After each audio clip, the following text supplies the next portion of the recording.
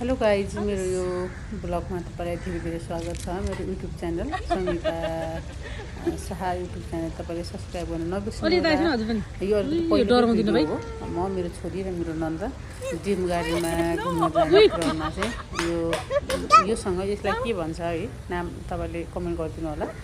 योसँग मेरो छोरी कति पनि नडराइकन यसलाई समात्न खोजिरहेको धन्न टोकेको भयो है।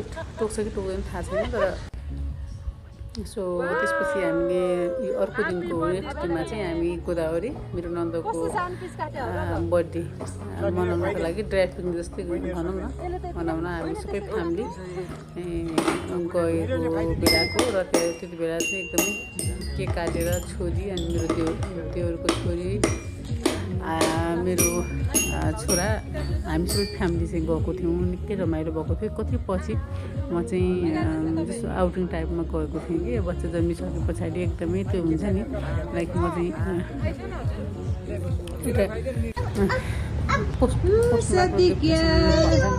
त्यस्तो टाइपकोमा म थिएँ। नन्दाइसकेपछि म एकदम अलिकति मलाई राहत भयो भनौँ न मेन्टली अलिकति हुनलाई।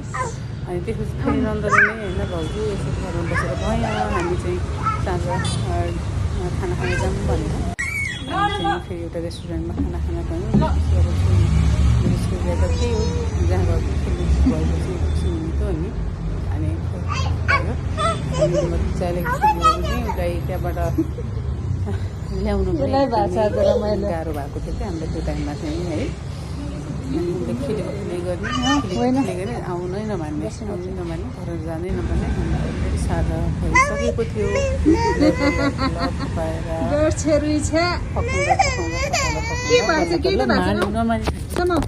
उसलाई जबरजस्ती घर लिएर जानुपर्ने भयो। त्यो बच्चा बच्चाहरूले खेलाउनु ठाउँ राम्रो पनि रहेछ है त।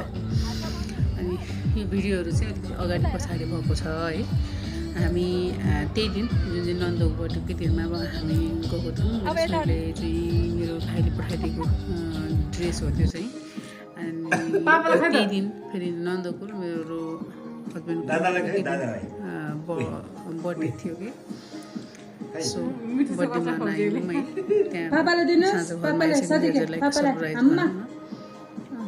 यो भिडियोहरू मेरो मोबाइलमा रहेछ क्या। अनि त्यहाँ कलेक्ट गरेर जब कलेक्ट गरेर राख्यो भने चाहिँ पछि त्यसको सम्झना लाइक हुन्छ नि त भिडियोमा। सबै भिडियोहरू त्यहाँ राखिराख्यो भने अनि त्यसपछि मोबाइलले